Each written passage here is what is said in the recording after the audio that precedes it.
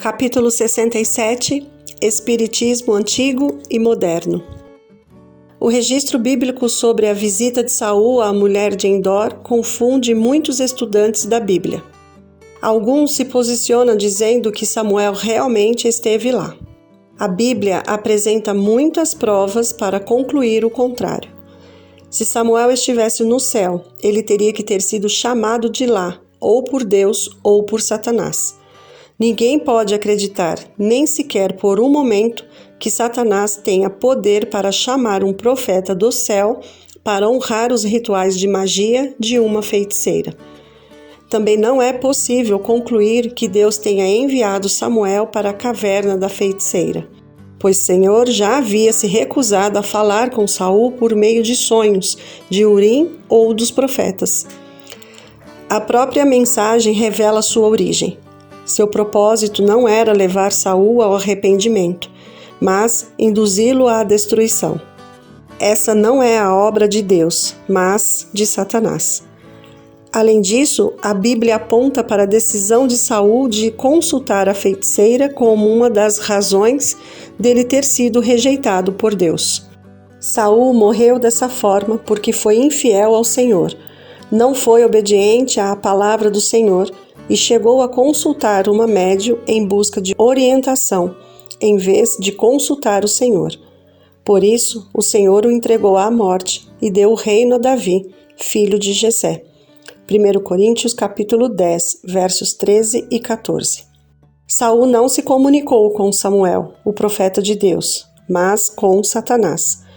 O inimigo não tinha poder para apresentar o verdadeiro Samuel, mas uma falsificação que lhe serviu para praticar o engano. Antigamente, a feitiçaria e a bruxaria eram baseadas na crença de que era possível se comunicar com os mortos. Aqueles que praticavam essa arte maligna diziam que ficavam sabendo de eventos futuros por intermédio dos espíritos dos mortos. Quando disseram a vocês: procurem um médium ou alguém que consulte os espíritos e murmure encantamentos, pois todos recorrem a seus deuses e aos mortos em favor dos vivos.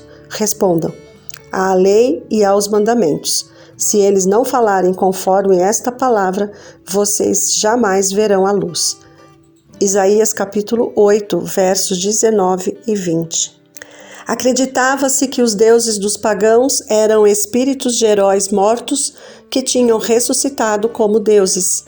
Assim, a religião dos pagãos era uma forma de adoração aos mortos. Falando da apostasia dos israelitas, o salmista diz: sujeitaram-se ao jugo de Baal-Peor e comeram sacrifícios oferecidos a ídolos mortos. Salmos 106, verso 28, ou seja, oferecido aos mortos. Em quase todo o sistema do paganismo, acreditava-se que os mortos revelavam sua vontade aos seres humanos e que também lhes davam conselhos quando consultados. A prática de conversar com seres que dizem ser espíritos dos mortos tem se espalhado muito, até mesmo em lugares que seguem o cristianismo. Seres espirituais às vezes aparecem em forma de amigos falecidos, contam experiências pessoais de sua vida e fazem coisas que eles costumavam fazer enquanto estavam vivos.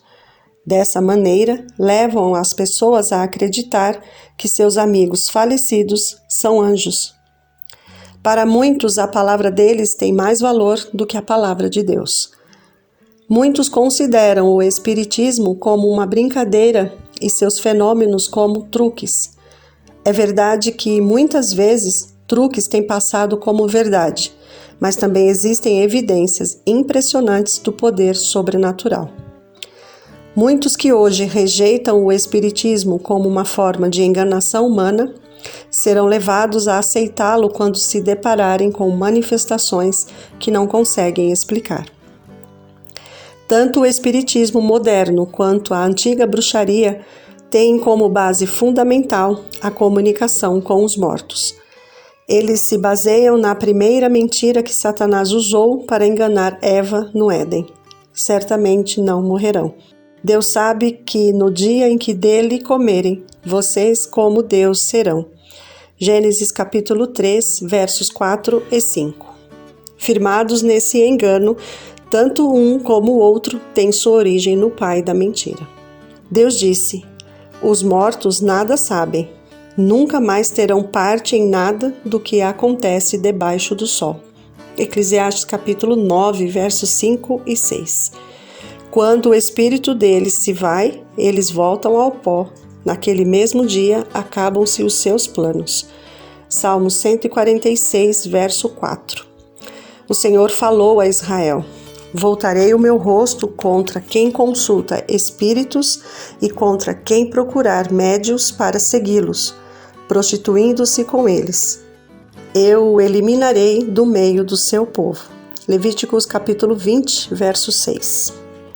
Os espíritos familiares não eram espírito dos mortos, mas anjos maus, os mensageiros de Satanás. O salmista, falando de Israel, disse que eles sacrificaram seus filhos e suas filhas aos demônios. Salmo 106, verso 37. E no próximo verso ele explica que eles os sacrificaram aos ídolos de Canaã. Salmo 106, verso 38.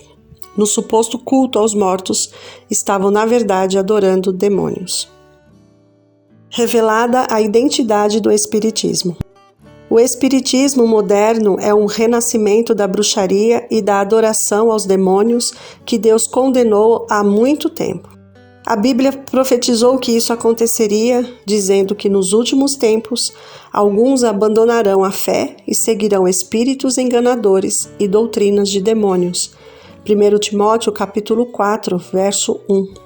Nos últimos dias aparecerão falsos instrutores. 2 Pedro capítulo 2, verso 1 e 2. Mestres espíritas se recusam a admitir que Cristo é o Filho de Deus. O amado João fala sobre esses mestres. Quem é o mentiroso senão aquele que nega que Jesus é o Cristo? Este é o anticristo, aquele que nega o Pai e o Filho. Todo que nega o Filho também não tem o Pai. 1 João capítulo 2, versos 22 e 23. Negando a Cristo, o Espiritismo nega também o Pai. E a Bíblia declara que essa é a manifestação do anticristo. O Espiritismo encanta e atrai as multidões por causa de seu suposto poder de revelar o futuro. Deus nos revelou em Sua palavra todos os grandes eventos do futuro que precisamos saber. Satanás quer abalar nossa confiança em Deus, instigar-nos a buscar um conhecimento que Deus sabiamente não nos apresentou.